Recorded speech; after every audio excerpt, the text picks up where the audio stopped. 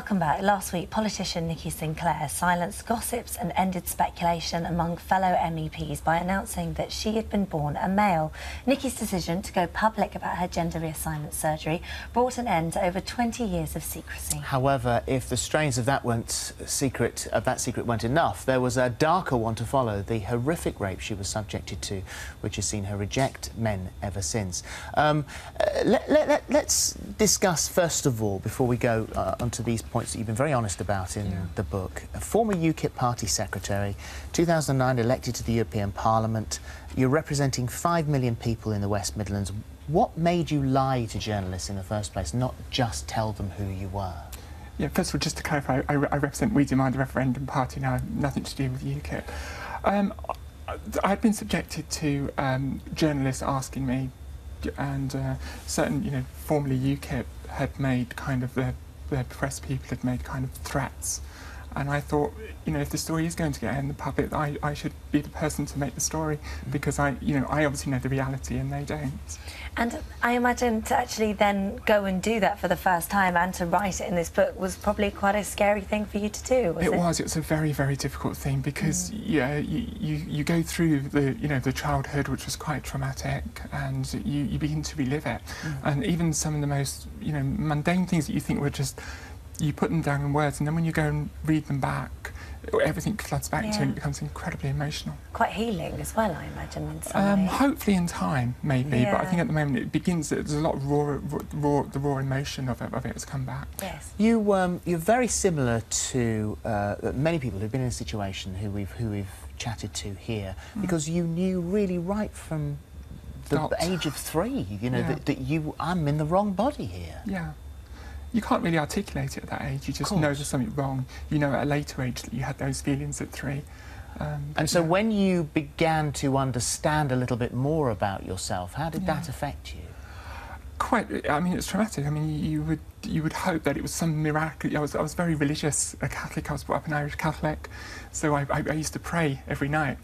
And of course you'd wake up and then, pray that you weren't the person that you... No, you'd just pray up, you'd pray that you'd be, okay in the morning and be a girl or whatever, and of course that would never actually ever happen. Of course it wouldn't. Yes. But you don't understand it. But if you're brought up a Catholic and you're told if you're good and you pray, things happen. Yes, right. I can understand that. And you obviously then you have the onset of puberty, which is a horrific period to go through in your life. But there was something, the only thing that was more traumatic than all of this was, I witnessed my father almost murdered at the age of 7. Which was this was far more traumatic than this. I mean, this is incredibly traumatic, but to see my father, he was thrown over a 20-foot balcony right in front of me, and I kind of ran to catch him. Just missed catching him. 7. Gosh, that's awful. And in the book I write, I think that's when my childhood ended. Yes. Yeah. And I, in many ways it was an absolutely awful thing, but it made me grow up faster and probably was able to handle the difficulties about my gender probably more easily. I was far more mature at an early age. When did you seek, first of all, the first time you thought, right, OK, I've got to talk to someone about this? The age of 16, because I was very politically aware. So I knew that there was about the pill, of course, about the consent of so I knew that doctors couldn't divulge your secrets when you were 16. So I had to wait until the age of 16, and I approached my doctor, who was very unsympathetic. But it's much later before you can start the reassignment surgery. Well, unfortunately, we weren't so enlightened in those times, and you couldn't get treatment for this, because it's a medical condition, and not many people understand that. They think it's some type of extension of sexuality, and it's nothing to do with that. So it's gender, and most people do not ever question their gender in their whole lives. It's something that's very natural to them. But obviously, if there's something medically wrong, and the condition's called gender dysphoria, you're questioning it. So, and in those days, in the 80s, you could only get treatment at the age of 21. Well, and before you underwent the actual surgery, you had an intense period of hormone replacement treatment, and you said this was like a chemical war on your own body. Yeah, it was. I was a very fit and active person, and it left me bedridden. Could hardly move. And it was months. It was a terrible time. And so, when you wake up finally, and it's all done, the body that you always knew you should have is the one that you finally you finally It's not your first thoughts. What are your first thoughts? The agony. Really? Well, I had an epidural and I couldn't feel anything below my waist, which was a problem because they were really worried that something had gone wrong during the operation because I couldn't feel my toes for 24 hours. So there was a bit, but I had a huge pain in my upper body, my back, and that was the first, the first thoughts. It's a very risky op, isn't it? Well, a lot of people die on the operation, and so it's during the week. You're in bed for a week and you can't eat anything. You can drink water and that's about it.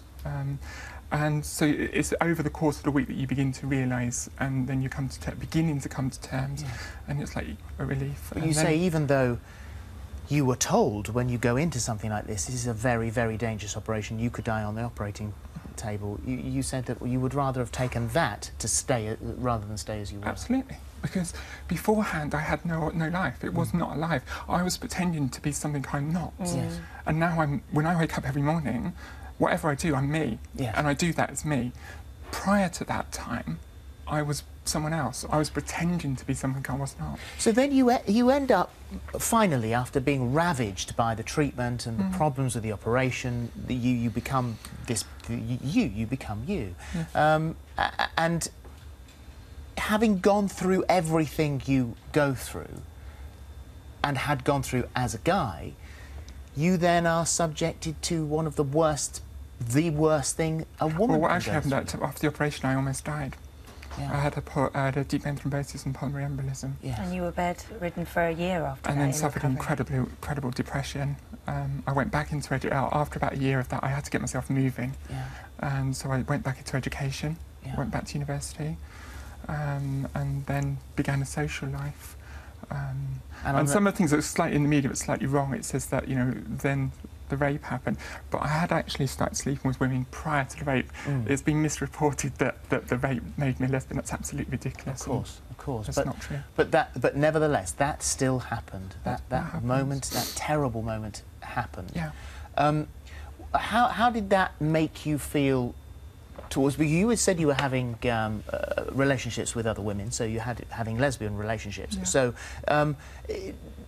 Did that confirm the route that you wanted to take? I think it must have made, it had an impact, obviously, to say it didn't have any impact. For a couple of years I was very wary of men.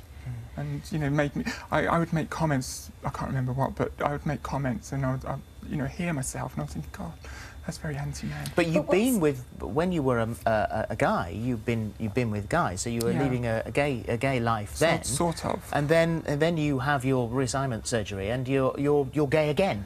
Well, not straight away. I did sleep with men afterwards. It was only probably about 3 years afterwards I just found myself looking at women probably longer than I should have been, and that was very confusing at first, but I made the decision I wasn't going to beat myself up about it, because I've been beating myself up my whole life about who I was. Yeah. Do I want to beat myself up again? I just thought, well, just go with it and go with what I feel. And actually, what's more important to you than anything else is that you're now not defined by your sexual status in any way, and that your future, and you have this political career that is incredibly important to you. Well, it's one of the things that I did write the book about. Is I've got 4 years' experience as an MEP, and I've been quite successful in the things that I've done. I forced David Cameron to the dispatch box. That was the first time in the history of this country that a Prime Minister had been forced to the dispatch box by public petition on the EU referendum. We've collected over 3.5 tonnes of food this year for food banks. I've helped over £250,000 of people with debt, personal debt. International human rights work. I've been to Gaza, I've been to Afghanistan, I've been visiting prisons, conscience in Bahrain. I've done a huge amount of work without the tag. So I show I can do the job without the tag. And what's to be seen here, and what I would ask the media, is if you believe in an equal society, you wouldn't put that tag in front of my name. Yes. But the media straight away have began to do that, which is contrary to the message of my book. Yes, you are yes, obviously I a very understand that. committed politician, but do you think that there is a danger that your sexual status will define your political career? Well, that's what I'm hoping not, and that's what I'm, I did do a YouGov poll which said that 66% of people would still vote for someone who had had gender reassignment, regardless of that, if they were intending to vote in the first place. Yes. So that's quite positive.